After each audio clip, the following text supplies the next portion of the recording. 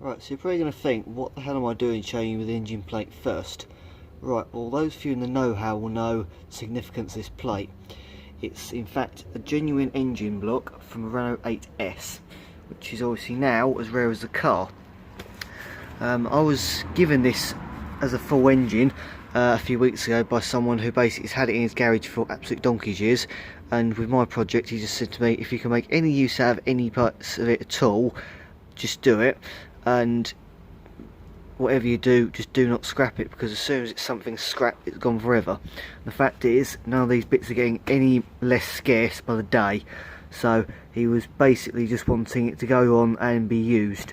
So what I did was I had a little look and researched into the significance of the engine, had a look at what was inside it and stuff like that, and basically it's a standard 1108 internals, apart from they fitted a different camshaft that basically gave you a little bit more power at the top end. So instead of it having about 45 like a standard 1108 engine has, it can hit 60, but that is at the very top end at 5,500 RPM.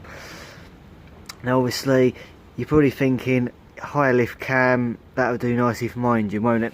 Well, that's exactly what I thought to start with. And to be quite frank, the camshaft is the only thing you can really save out of it without any intense work. Because if I show you what's in here, this is the sump that came off it. Everything is completely smothered in rust. The chain itself was actually rusted solid to both the camshaft and the crankshaft. The oil pump, who knows if that'll ever move, but the rest of it is seized solid in position as it is now. And that was even after soaking in diesel for about a week. And if we can find it on the bottom here, I went to try and get this plug out, and right beside it, if I can remember where it was now, a tiny little hole developed in the rust itself.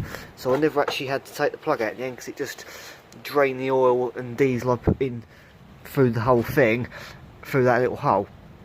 So yeah, what I'm going to do though is I'm not actually keeping this engine now.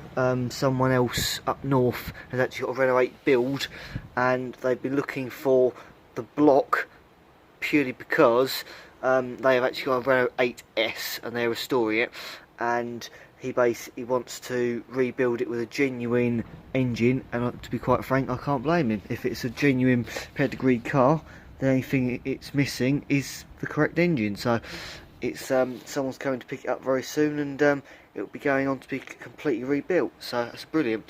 But what I'm going to do is just going to show you the differences between a rear engine car block and head, and a front wheel drive setup pair as well, because these were the first things I noticed when I started to really look at it a bit more. So I'm just going to show you a few things. First off is that bracket there, and that's actually where you mount your ignition coil on a rear engine car. And this is actually the first time I've ever seen one of these on one of these engines, which is quite a surprise. Hydraulic chain tensioner, which basically it's a little gasket I believe behind here. If I take this back off, and you've actually got an oil feed, I think it's driven like that anyway, and basically an oil feed, possibly not actually, but yeah. Okay, forget the where is it? Am I right or wrong? I think, at least, that hole there supplies it with oil into there, pushes it out, and then when you basically set it initially before you put the timing cover back on, you undo that, and it basically springs itself out to prime, effectively up, just prime up to it, tighten that back up, and then the oil pressure alone acts on the rest of it. So I think that's how it works anyway. But yeah, it's the first time I've ever seen one, because normally, or generally speaking, I've only actually come across the sprung-loaded ones, which I must admit are, unless you've got the knack for doing it, which I now have because I've done it a few times, the spring tensioner, which is basically just, I'll show you one in a minute. So from this view, there is not much really different. The face of the heads are virtually identical. It's just basically the size of there. So obviously this is a 1289 head, that's 1108. So as far as this side is concerned, they're practically identical. The differences are when you start looking elsewhere.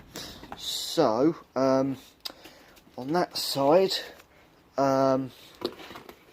the only difference you've really got is the fact you've got a coolant output there, whereas on that one you've actually got a hole where you'd bolt a temperature sensor onto there. My Mark 15's got that, and the rest of it on top at least is pretty much identical. At the end here the water pumps are different because on a Renault 12 and this is the same on my engine actually, in fact we should say my water pump on mine, that there is the outlet for one of the outlets for the heater on a 12, whereas on a rear engined 8 or 10 you don't have that output, as you can see there. It's blank on this one. Instead they both come out on the same side, and one is actually on the outer body, whereas on this one, which is a 12 one, you haven't got the output.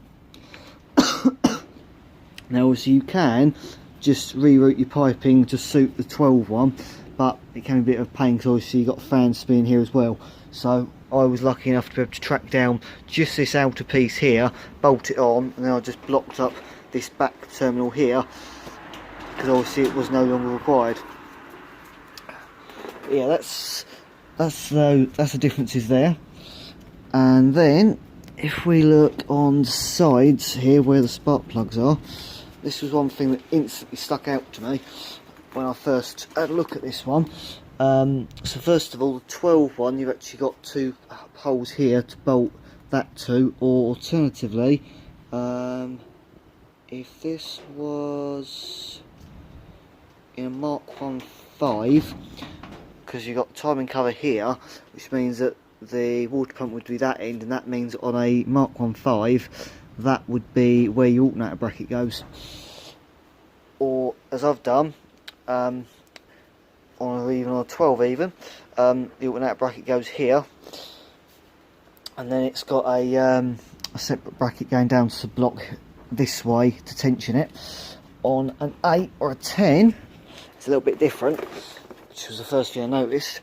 You haven't actually got the holes here at all, or the ones that end for that matter. And if you look this side, what you've actually got is there's a hole here, and what happens is there's a hole in the block. Is it this end? Yes, it's here, just there. That hole there, a dynamo fits onto there, and then the tensioner bracket goes onto that part there of the inner body. It's small differences like that that can really stuff your restoration up when you're halfway through and think, oh, where's the mounting point where there's not supposed to be one?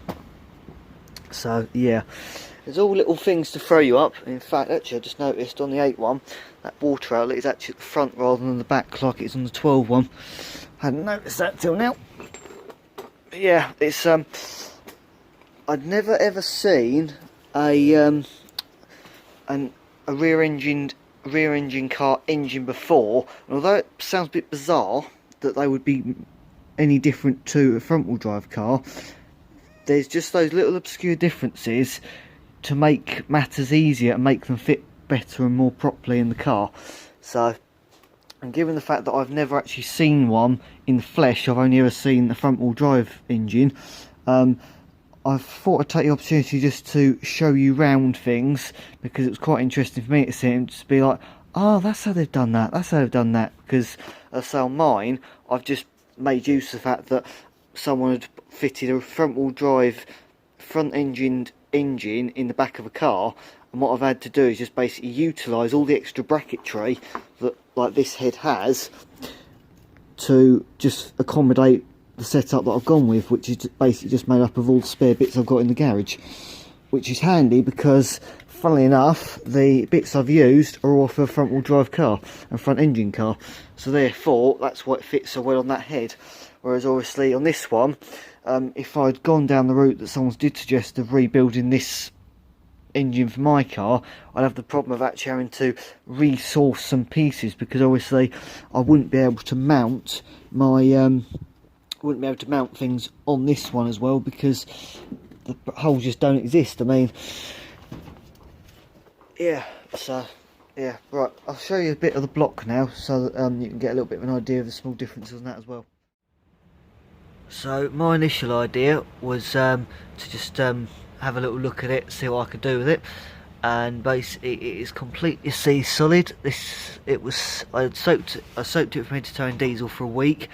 It made absolutely no improvements whatsoever, so I thought, okay, we'll drain it, take the sump off, and as it turned out, as I showed you, I didn't even have to undo the sump plug. It just had a rusted hole next to it that developed, and this is what I found. And as you can see, the pistons are rusted solid. If I can get it to focus on the piston, there we go, rusted solid in the bores, and you cannot move the crankshaft no matter how much pressure you put on it. I put two bolts on where the flower would normally bolt on the end of the crankshaft. Couldn't turn it no matter how hard I tried, so I thought, yeah, this is no good. But when I had to get out the car, I know I can get these out without the head on. They're just about light enough for me to manage it, so I did that, and that enabled me obviously to be able to get to the cam followers and all that malarkey. And the only thing I actually found any use in this engine without a great deal of work is actually the camshaft, which, as you can see, I've taken out, and even that involved going from this side and the top side and basically hitting the cam followers out with a screwdriver and a hammer, because they were also just completely rusted solid. So, but considering the fact of the state of this, the rest of it, you wouldn't believe that this is actually the cam that came out of it. It is almost too clean to be from this engine, if you ask me, but it is definitely from this engine, I do assure you that now. Now, I actually had a little look to try and understand how on earth they got 60 horsepower out of a little 1108, because obviously 60 horsepower is how much the 1397 engine in the late Superfast produces, and the Renault 1289s that mine's got in it, I did once find a manual that said that they did up to about 58 horsepower, and that was on the Solex carb. So with a Weber carb, who knows, it might produce as much as the 1397. So yeah, just to show you the comparison between that and my cam, because my original idea was to, let's put that cam in mine instead. This is mine, and you see there's not a great deal wrong with it, so I'm quite happy to stick with that. The original idea I had with this camshaft was to swap it over, because I thought to myself, well, if it gives the 1108 that much more power, surely it's going to make the 1289 go a bit more.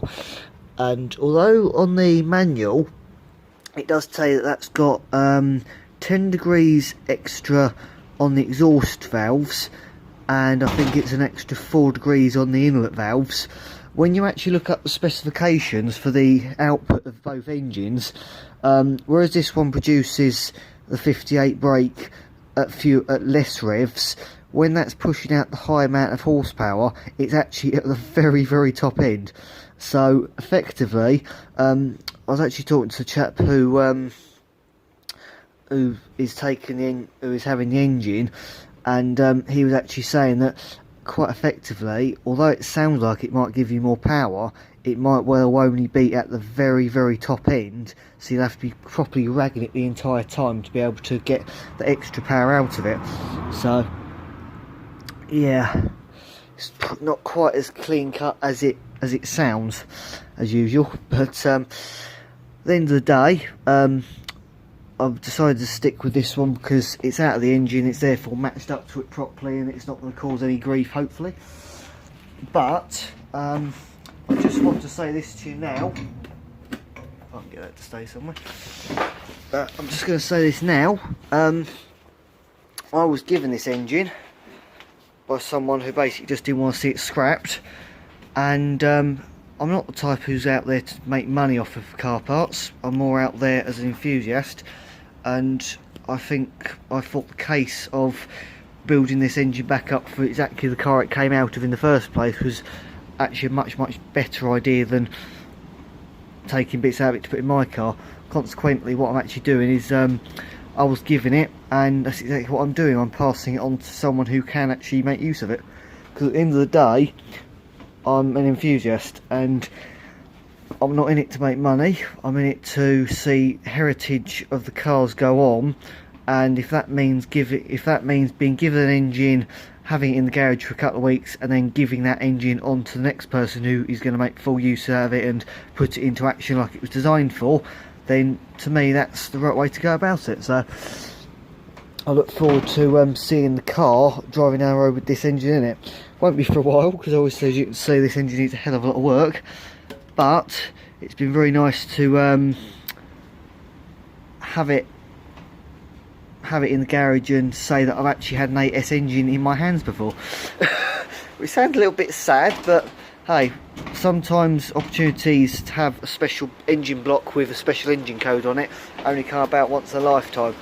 And given the fact that these cars are at least 50 years old, because my 68's 51 years old, and the 8s were released in 62. I'm not sure when the 8S's came out, but either way, it's a flipping long time ago.